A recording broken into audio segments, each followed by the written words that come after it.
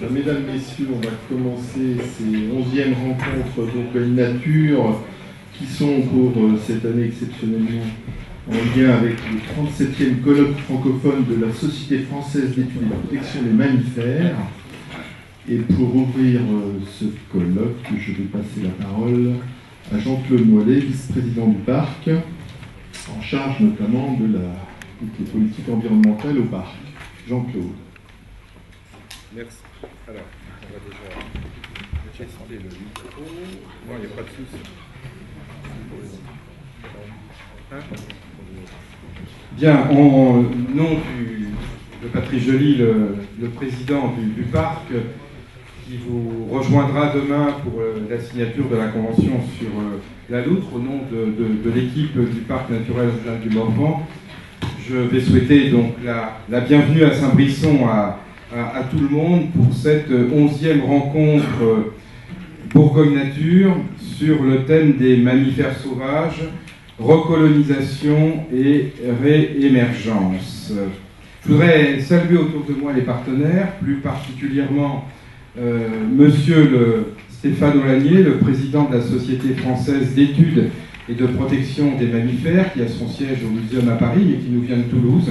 Pas forcément facile de venir depuis Toulouse dans le Morvan, donc on vous accueille en tout cas pour ces 2 jours avec beaucoup d'honneur. Merci à vous. Je voudrais saluer les partenaires, à la fois un peu plus que les partenaires financiers, que sont les services de l'État et les services du Conseil régional. Dominique Lapôtre, donc, sera avec Patrice Joly, vice-président du Conseil régional en charge de l'environnement, et Stéphane Donarowski nous a rejoint aujourd'hui pour cette ouverture.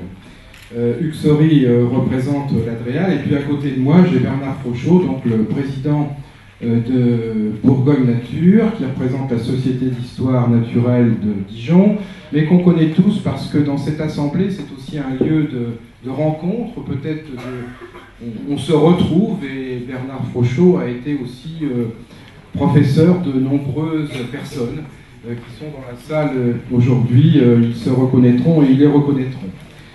Ces rencontres Bourgogne Nature à Saint-Brisson, ces 11e rencontres, ont permis l'inscription de 250 personnes et auraient peut-être permis l'inscription de beaucoup plus de personnes. À peu près, on attend 200 personnes par jour et on a été obligé de bloquer les inscriptions, je crois, 1 mois avant la date, avant aujourd'hui. On m'a dit que certains d'entre vous avaient fait des pieds et des mains, avaient essayé de passer en dehors de l'organisation pour trouver quand même une place à ces rencontres. Donc je crois que c'est un signe tout à fait positif de l'intérêt qu'on porte à la fois au sujet, à la fois à ces rencontres. On accueille aujourd'hui des experts, on accueille des spécialistes, des curieux de la nature, on accueille beaucoup de naturalistes, on accueille le monde de la cinégétique, on accueille les administrations, on accueille des artistes, donc soyez tous les bienvenus. Les rencontres Bourgogne Nature font partie pour le parc naturel régional du Morvan des grands rendez-vous. Il y en a d'autres. Nous avions, il y a 15 jours, à Saint-Brisson, les rendez-vous de la fête de l'automne avec l'ensemble des associations du Morvan. Et ces rencontres Bourgogne Nature ont pris une place tout à fait importante pour le parc. Votre présence en témoigne, parce qu'elles permettent aussi d'accueillir, et je crois que c'est tout à l'honneur des organisateurs, crédit des organisateurs, elles permettent aussi d'accueillir en parallèle des colloques ou des groupes de travail. Et aujourd'hui, c'est, Monsieur le Président, le 37e colloque, c'est ça, de la Société française. Et je me suis laissé dire que le premier colloque, le premier colloque de la Société française des mammifères avait eu lieu au Creusot en 1977. Le Creusot, c'est pas loin, c'est aussi le cœur de la Bourgogne. Donc vous faites à cette occasion donc, un retour en Bourgogne et nous vous en félicitons. Pour nous, Parc du Morvan, c'est aussi un retour à Saint-Brisson, puisque les 2 dernières rencontres de Bourgogne Nature, c'était d'ailleurs, on est la 3e organisée par Bourgogne Nature, on y reviendra tout à l'heure. Ces 2 dernières rencontres avaient eu lieu l'an dernier donc à Dijon, à côté de la gare. C'est évidemment beaucoup plus pratique au niveau de l'accès. Les précédentes avaient eu lieu à Saulieu. Alors, c'est un petit peu plus difficile de venir à Saint-Brisson, je vous en remercie. Bon, il y a un TGV qui n'est pas très loin à Montbard, et un bus qui va jusqu'à Saulieu. Après, il faut effectivement soit venir à pied en randonnée, mais il faut avoir le temps et il faut être équipé, soit vous débrouiller comme vous pouvez avec du covoiturage. C'est important, symboliquement, que ça se fasse à Saint-Brisson. Pourquoi? Parce que je crois que Saint-Brisson, autour du parc, a réussi à rassembler différents acteurs du monde naturaliste, la Société d'histoire naturelle d'Autun, la Société d'histoire naturelle de Dijon, le Conservatoire des sites bourguignons et le Parc du Morvan, qui se sont donc rassemblés depuis 3 ans au sein de cette association Bourgogne Nature grâce au travail en profondeur et de fond. Et je voudrais féliciter au nom de tous de Daniel Siruc qui a travaillé en réseau depuis... il était au parc depuis 20 ans. Daniel, c'est lui qui a initié un peu ce travail sur la faune du Morvan au départ. Ces rencontres s'inscrivent dans l'histoire et le succès d'aujourd'hui témoigne de tout le travail qui a été engagé depuis ces un petit peu plus de 20 dernières années. La Société d'histoire naturelle d'Autun, qui est représentée dans Bourgogne Nature, a travaillé au départ sur les chauves-souris. Ça pouvait paraître anecdotique, sur les chiroptères, comme on dit, il faut mais préciser, ça dépend à qui on s'adresse effectivement. Et depuis cette vingtaine d'années, grâce à ce travail qui a été initié au départ, où le parc a pris une place importante, s'est développé l'Observatoire de la faune de Bourgogne. Un certain nombre d'études financées soit par l'État, soit par le Conseil régional, soit par l'Agence de l'eau, ont débouché depuis une vingtaine d'années. Ça représente à Saint-Brisson un petit peu plus de 40 postes de travail. C'est pas négligeable aussi. Et en tout cas, on tient avec le président du parc, tient à ce que ce soit affiché en tant que tel. On est à Saint-Brisson, dans un véritable lieu où se rencontrent les professionnels liés au milieu naturaliste, liés à l'environnement en général, à travers les différentes structures que Daniel Siruc et que le parc, avec lui, a su fédérer. Voilà. Ça montre aussi peut-être pour notre Morvan, pour notre parc, que le Morvan, évidemment, est loin d'être une île. Votre présence, encore une fois, en témoigne ici. Loin d'être une île aussi au niveau régional, au niveau du conseil régional, au niveau des services de l'État, puisque nous sommes fortement impliqués à travers d'autres dispositifs sur lesquels les mondes naturalistes ont eu à intervenir, ont eu à apporter leur avis. Je voudrais parler du schéma régional de cohérence écologique que le conseil régional avec l'État mène, la trame verte et bleue dont on parle beaucoup, et puis peut-être on s'inscrit, Monsieur Sori saura aussi le préciser avec pertinence dans dans ce grand enjeu de la biodiversité et des mesures qui vont bientôt sortir sur ce thème-là. Voilà, je laisserai Bernard Frochot, donc le président, présenter le programme, l'esprit du programme. Je vous souhaite la bienvenue au Parc naturel régional du Morvan, qui est un des premiers parcs qui a été créé en France en 1970. On n'est pas loin du cinquantenaire. Nous avons participé la semaine dernière avec Patrice Joly, avec Christian Guyot, mon collègue vice-président, au Congrès des parcs, où nous avons labellisé le 50e parc naturel régional de France dans le Morbihan. Donc nous sommes un des plus anciens. Nous avons à ce titre-là des exigences. Le parc regroupe 117 communes, 280 000 hectares, un petit peu plus de 70 000 habitants si l'on compte les villes-portes. Et il vous accueille aujourd'hui dans des locaux, dans une propriété qui a été agrandie, rénovée, notamment, et vous le verrez au moment de la pause, avec ce magnifique bâtiment d'accueil qui a une fonction de restauration. Vous serez accueillis dans les meilleures conditions pour les repas, et fonction également de d'office du tourisme, de vitrine de l'ensemble des produits locaux. Et puis je voudrais faire, pour terminer, un tout petit clin d'œil, alors non pas à la salle qui est ici, mais aux personnes qui nous regardent, puisque pour la première fois, ils nous regardent à distance, c'est pas très loin, dans un autre pavillon, dans une autre salle de la propriété du parc, pour cette retransmission en direct. On n'a pas pu les accueillir dans l'auditorium. Marcel Vigreux, on va avoir une pensée aussi pour lui aujourd'hui, dans cette grande salle. Voilà.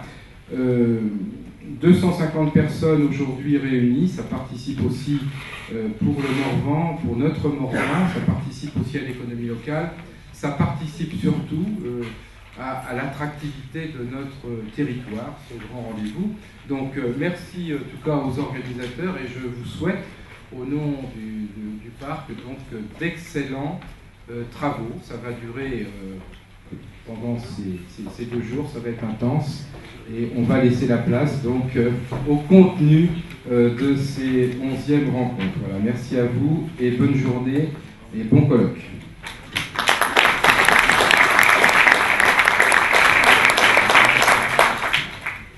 Donc j'ajouterai seulement un petit mot de la part de Bourgogne Nature, dont c'est effectivement la troisième édition des journées. Donc association fédérative avec les 4 piliers dont a parlé Jean-Claude, qui les a cités, plus maintenant 4 associations qui sont associées au niveau du 2e collège, puisque c'est une possibilité. Donc le but principal de Bourgogne Nature, c'était de faire connaître, porter à connaissance toutes les données naturalistes sur la Bourgogne. C'est son objectif fondamental. Elle avait aussi l'ambition de fédérer et de rassembler des Bourguignons qui sont, au niveau naturaliste, largement éparpillés quand même dans leurs actions.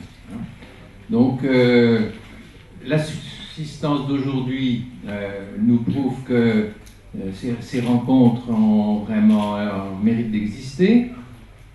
On a refusé du monde, on est désolé, parce qu'il y a des gens qui ne sont pas très contents, qui auraient voulu venir. On a fait tout ce qu'on a pu, on l'a mis dans le Morvan, on a fait payer un droit d'entrée, et bon, alors il va falloir trouver quelque chose pour résoudre ce problème d'affluence.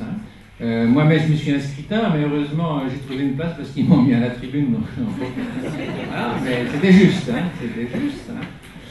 Voilà. Et alors donc, l'originalité cette année, c'est la Société nationale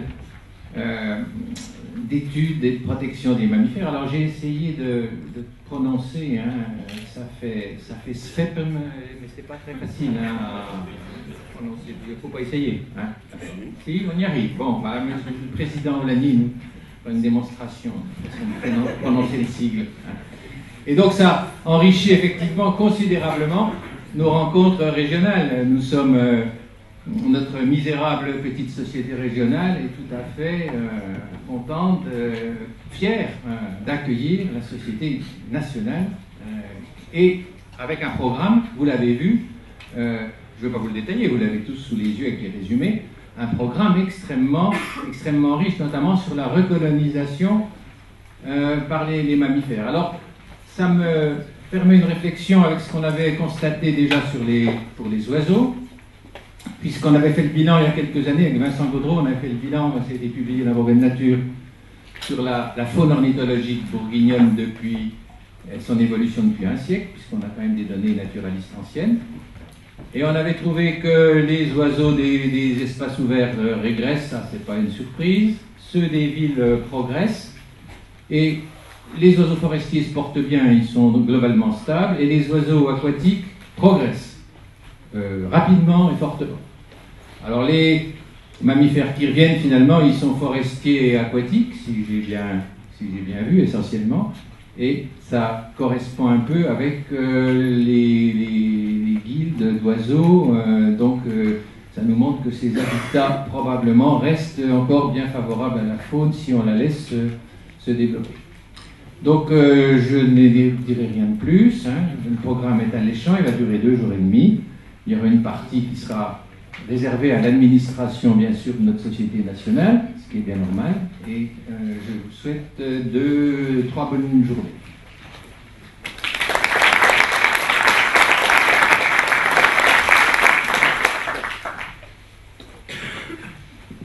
Merci beaucoup.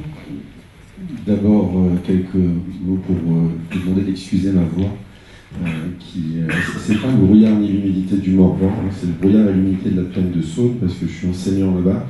Et hier, c'était encore pire devant mes élèves. Donc, je suis bien content d'avoir retrouvé de la voix aujourd'hui pour être avec vous sur ces 11e journées Bourgogne Nature. Et je voudrais commencer par remercier l'association Bourgogne Nature pour son invitation et vous dire tout le plaisir qui est le mien d'être avec vous aujourd'hui à Saint-Brisson et de représenter ici le Conseil régional de Bourgogne. Ça a été dit, Dominique Lapôtre, qui est vice-présidente à l'environnement et au développement durable, sera avec vous demain et je crois que c'est une très bonne chose. Je voudrais saluer également donc, le président de Bourgogne Nature, Bernard Frochot, celui de la Société française d'études pour la protection des mammifères, je vais aussi le dire en entier, je ne vais pas me risquer sur le sigle. Donc M. Aulagnier qui est ici présent, le vice-président du parc qui vient de nous accueillir, et bien évidemment Hugues Sory qui est à mes côtés de l'Adréal Bourgogne. Vous remercier parce que c'est toujours un plaisir de vous retrouver ici à Saint-Brisson, au cœur du Morvan, pour ces rencontres, pour ces journées d'échanges et de débats, comme le dit le dossier de presse, autour de questions environnementales d'actualité. Et cette année, ce sont donc les mammifères sauvages, si j'ai bien compris, qui sont à l'honneur. Je voudrais enfin saluer les associations qui composent l'association Bourgogne Nature, Bernard Frochot les a déjà cités, le vice-président également, mais bien sûr la Société d'Histoire Naturelle d'Autun, la Société des Sciences Naturelles de Bourgogne, le Conservatoire des Espaces Naturels de Bourgogne, ce qui me permettra de saluer son président Daniel Sirug, présent à nos côtés, et le Parc Naturel Régional du Morvan, qui nous accueille aujourd'hui dans sa maison. Alors toutes ces associations, j'en avais bien évidemment entendu parler avant d'arriver au Conseil régional et avant d'être élu, c'est maintenant un peu plus de 4 ans, mais je dois dire que j'ai appris à connaître et à mieux connaître les membres et les responsables de ces associations depuis 4 ans.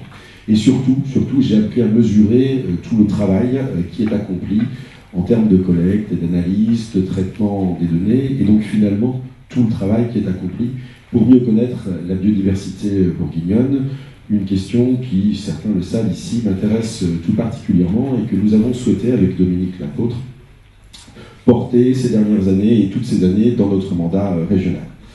C'est une question importante, je dirais même déterminante en France et en Bourgogne, et c'est pour ça que le Conseil régional, dans la mesure de ses compétences et de ses moyens, agit dans ce domaine-là. Alors je ne suis pas là pour reprendre toutes les actions de la région en faveur de la biodiversité, ce n'est pas le thème du débat, mais je voudrais quand même rappeler quelques dossiers d'actualité. D'abord rappeler que la stratégie régionale de la biodiversité a été adoptée le 30 juin dernier à la quasi-unanimité de l'Assemblée régionale.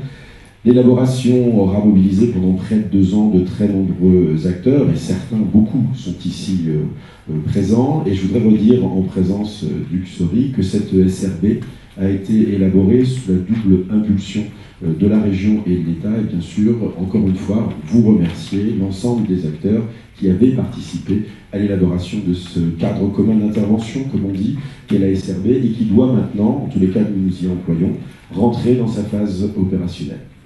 Deuxième dossier d'actualité, ça a déjà été évoqué, le schéma régional de cohérence écologie, là aussi conjointement élaboré par l'État et la région sous la houlette de l'Adréal, et qui aborde la question importante de continuité écologique qui sont indispensables au fonctionnement des écosystèmes. Et je sais que cette question ne sera pas absente de vos débats, puisque, si j'ai bien lu le programme, il sera question demain de loutres, de castors et de trames bleues. Et puis, troisième sujet d'actualité, peut-être un peu plus brûlant, un peu plus chaud, c'est la mise en place, avec les territoires et les collectivités concernées, du futur parc national, 11e du nom, qui ne concerne pas votre territoire, mais un territoire un peu plus au nord de la Côte d'Or et au sud de la Haute-Marne, dans une autre région. Futur parc national, donc, de forêts, feuillus, de Champagne et Bourgogne. Sur ce dossier-là, vous le savez probablement, on rentre dans le dur puisqu'on commence à parler de réserve intégrale, d'aire optimale d'adhésion, c'est pas trop ça qui pose problème, et de zone cœur. Donc c'est un peu compliqué, mais à cette occasion, à l'occasion de ces 11e rencontres Bourgogne Nature, je voudrais rappeler l'intérêt et l'attachement du Conseil régional de Bourgogne à ce projet de parc. C'est en tous les cas le discours que nous portons depuis 2010.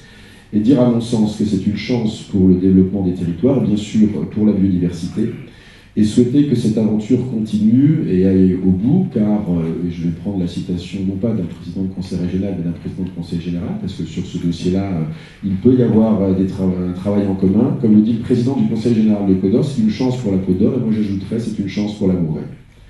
SRB, SRCE, Parc National, autant de projets d'avenir, dans un avenir proche ou lointain pour le conseil régional de Bourgogne. Je ne voudrais pas terminer mon propos sans rappeler quand même le soutien que nous apportons aux associations naturalistes et aux autres associations également. Et à cette occasion, je souhaiterais saluer la présence dans cette assemblée de 3 personnes du Conseil régional de Bourgogne, des services du Conseil régional de Bourgogne, Marie Thomas, ici présente, Didier d'Alençon, et Antoine Verchowski, que j'ai vu arriver à l'instant. Les remercier pour le travail qu'ils accomplissent en relation avec vous. Soutien que nous apportons également au Centre d'éducation à l'environnement, et là c'est l'enseignant qui parle, parce qu'avec la vice-présidente Dominique Labautre, il nous paraît indispensable et primordial d'informer pour transmettre des informations au plus grand nombre, aux citoyens, pour que cette notion capitale de biodiversité soit de mieux en mieux comprise et surtout prise en compte à sa juste valeur. Et je crois que le slogan qui est devant nous, c'est transmettre pour préserver. Et précisément, ce travail de transmission, d'échange, vous le faites grâce à vos travaux, vos recherches et aux colloques comme celui que vous organisez aujourd'hui et qui abordera des thèmes très importants et chauds, j'ai vu aussi, comme le retour des grands prédateurs. Alors, entre vous et la collectivité que je représente, il est souvent question, ça a été évoqué tout à l'heure, de partenariat financier. Et je sais que la question cruciale des ressources et des moyens, je le mesure, nous le mesurons très régulièrement avec Dominique Labautre, et sachez qu'en ces temps complexes d'économie et de ressources contraintes pour les collectivités, nous souhaitons, avec la vice-présidente, tout mettre en œuvre pour que vous puissiez continuer à agir comme vous le faites depuis longtemps. Je ne suis pas en train d'anticiper sur les débats et sur le vote du budget 2015, bien évidemment, je respecte trop l'institution régionale pour cela, mais sachez qu'avec Dominique Labautre, nous avons parfaitement conscience du travail que vous accomplissez et de la nécessité de poursuivre avec vous ce partenariat et que c'est le discours que nous portons auprès de nos collègues. Mais je sais aussi, ça a été dit tout à l'heure, que notre partenariat n'est pas que financier. Et c'est un réel plaisir pour l'élu régional que je suis de se dire que la collectivité qu'il représente travaille avec des associations telles que la vôtre pour améliorer les connaissances, pour les transmettre, et donc finalement pour mieux comprendre la biodiversité bourguignonne. C'est assurément ce que ces 3 journées permettront de faire. Alors permettez-moi, pour conclure mon propos, une nouvelle fois de vous remercier de votre invitation, vous présenter mes excuses de ne pouvoir rester que ce matin, car je rejoins Sondernon cet après-midi pour discuter d'éolien, une autre question d'actualité, et surtout de vous souhaiter d'excellents travaux pendant ces 3 jours. Merci à toutes et à tous de votre attention.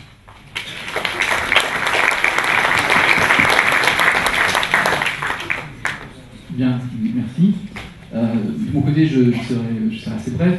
Je voulais commencer par excuser Corinne Etex, donc la directrice régionale de l'environnement, de l'aménagement et du logement, qui ne pourra pas être présente aujourd'hui comme elle l'avait prévu. Mais je peux vous dire l'importance qu'elle accorde à ce rendez-vous annuel et d'une manière générale à l'ensemble des travaux portés par l'association Bourgogne Nature et l'ensemble des partenaires. Je remercie Bourgogne Nature, je remercie le parc naturel du Morvan de nous donner l'occasion de participer à l'ouverture de ces 11e rencontres et redire l'importance, au-delà de cette seule journée, des actions portées par cette fédération d'associations et d'une manière générale par le monde naturaliste en Bourgogne, actions qui justifient le maintien du soutien de l'État à travers notamment la DREAL. Alors, année après année, ces rencontres fédèrent le monde naturaliste bourguignon. Alors, elles prennent cette année avec le colloque de la SFEPM une dimension effectivement particulière. Mais au-delà, ce qui me paraît important de souligner et ce que je voulais mettre en avant, c'est le lieu de dialogue qu'elle constitue entre, d'un côté, un haut niveau scientifique et le grand public. Un dialogue qui trouve son prolongement dans les publications de l'association Bourgogne Nature. Alors, certes, il y a la revue Bourgogne Nature avec l'excellent niveau scientifique que vous connaissez tous, mais je pense aussi à la série d'articles, par exemple, qu'il peut y avoir dans le bien public et qui ont accompagné ces rencontres et qui permettent de rendre accessible au plus grand nombre la question de la biodiversité, et y compris aux plus jeunes, avec publications comme Bourgogne Nature Junior. Voilà. Et donc, voilà, je voulais souligner ce souci particulier de rendre cet univers accessible au plus grand nombre. Parce que face aujourd'hui aux enjeux, face aux défis qui concernent la biodiversité, cette mobilisation, cette capacité de sensibiliser le grand public sont essentielles. Alors dans cet esprit, les rencontres Bourgogne Nature interrogent régulièrement les relations de l'homme avec la biodiversité, avec la nature d'une manière générale. Je pense notamment il y a 2 ans aux rencontres qui interrogeaient les questions de la nature en ville. Et cette année, voilà, je gage que 3 jours consacrés aux mammifères, où on ne va pas faire l'impasse des sujets de plus d'actualité, quand on va parler du blaireau, quand on parle des grands prédateurs, vont donner l'occasion de débats particulièrement intéressants. Entre autres, demain, il y aura une présentation des travaux récents d'Ariane Penn sur les relations entre faune sauvage et tuberculose bovine, qui sont des sujets de complète actualité. Alors c'est vrai que les mammifères se retrouvent souvent au croisement d'enjeux sociaux, économiques, culturels, et ils sont, je trouve que particulièrement mobilisateurs, ils suscitent l'intérêt, la méfiance, et du point de vue de l'ADREAL et des questions que nous avons à traiter en tant que service de l'État, ça rend d'autant plus nécessaire la disponibilité des données scientifiques et le débat que ces rencontres contribuent à alimenter. C'est indispensable pour guider les choix, préparer les décisions et à nouveau ancrer le débat sur des bases scientifiques solides. Ces travaux sont aussi nécessaires quand il s'agit de prendre la mesure de la vulnérabilité de certaines espèces. Et bon, ça me donne l'occasion de citer la démarche du plan national d'action en faveur des espèces menacées. Alors, s'agissant des mammifères, il y a un seul plan qui est décliné au niveau régional, c'est le plan sur les chiroptères, qui avec la SHNA, place la Bourgogne parmi les premières régions françaises sur ces espèces, avec un réseau qui est adossé sur des sites Natura 2000 qui sont conséquents.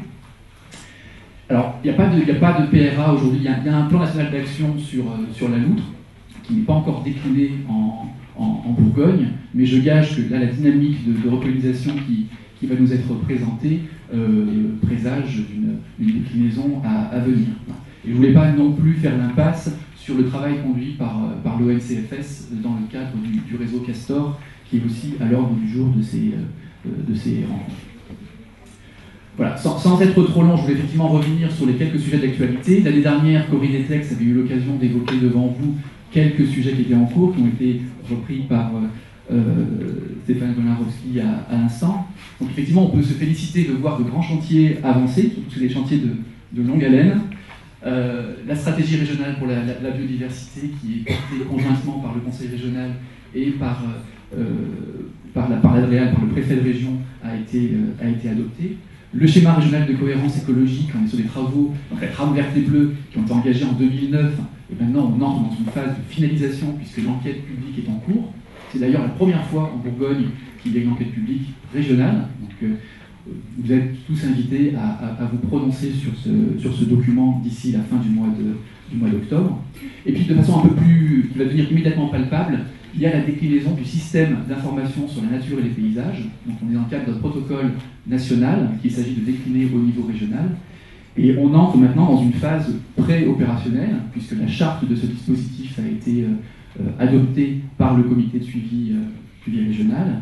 Et ce SINP, qui sera adossé à la plateforme GeoBourgogne, permettra un accès à la donnée. Alors il ne se substitue pas aux bases existantes, notamment à la base FAUNA portée par la SHNA, Mais voilà, à nouveau, c'est une façon de rendre la donnée disponible de la façon la plus exhaustive possible et pour aller le plus loin possible dans le débat qui doit animer les décisions et les positions prises au niveau régional.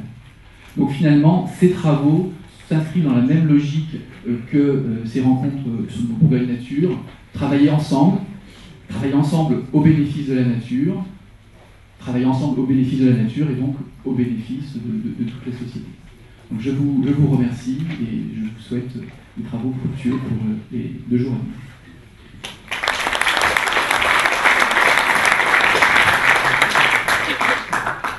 Stéphane. Alors, comme monsieur le vice-président du parc l'a rappelé, le premier colloque de la SFEPM, c'est facile à prononcer, d'ailleurs le collègue de l'Intérieur l'a très bien fait, a été organisé au Creusot par Patrice Nodeguen. Et je voudrais le saluer et le remercier. Et notamment l'associer à Armand Fayard, qui est juste 3 rangs derrière lui, qui a été président de la SFEPM au début. Donc ce sont nos 2 fondateurs, je pense, présents dans la salle. Je pense qu'il n'y en a pas d'autres. Si, je suis là. Ah, Jean-François Doblé, 3e fondateur, qui était aussi au colloque du Creusot. Et donc c'est un très grand plaisir, d'une part, de les saluer, de dire que, eh bien, il a fallu 37 ans pour revenir en Bourgogne. Et là, je voudrais remercier Daniel Sirug, qui a proposé d'organiser le colloque de la SFEPM en Bourgogne. Et ici, à Saint-Brisson, ça paraissait assez évident, dans la mesure où les associations l'association avec le parc naturel régional du Morvan paraissait importante. Alors, c'est aussi Daniel Sirug qui a proposé de coupler le 37e colloque francophone de mammalogie avec les 11e rencontres Bourgogne Nature. Et je voudrais donc remercier l'association Bourgogne Nature pour cette organisation. Et les meilleurs discours sont les plus courts.